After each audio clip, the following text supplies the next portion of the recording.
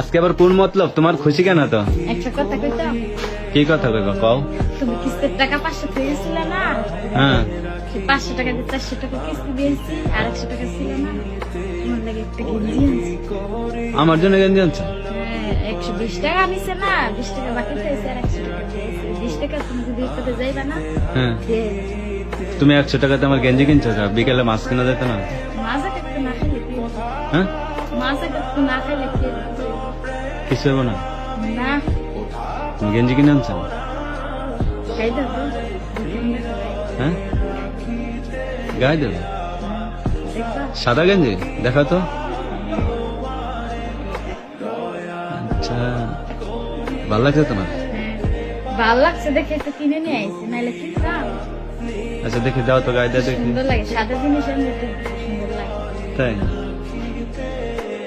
আচ্ছা দাও।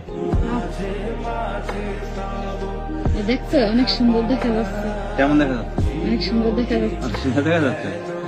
তোমার কে কইছে আমার জন্য গেঞ্জি কিনতে? 100 টাকা তো মাছ কিনতাম, খাইতে পারতো না? মাছ খাওয়া দেখতেছে, দেখো তো গায়ে দিচ্ছে কি সুন্দর মানাইছে না? এটাই তোমার হাসিটা আরো বেশি সুন্দর হয়েছে। এটাই কত মাছ খাচ্ছে, এটাই ভালো লাগছে। যাক তোমার তো একটা বুদ্ধি হয়েছে, তারপরে কিন্তু তুমি এই কাজটা ভালো করো নাই, বুঝছো? কি ভালো করি নাই? আবার সময় এরকম গেঞ্জি কিনছো। হ্যাঁ? তুমি সবসময় জন্য শার্ট গায়ে দাও, এর লেগে তো একটা গেঞ্জি কিনে নিয়ে আসলাম। এখন শার্ট গায়ে দেওয়া বন্ধ, গেঞ্জি গায়ে দিতে হবে।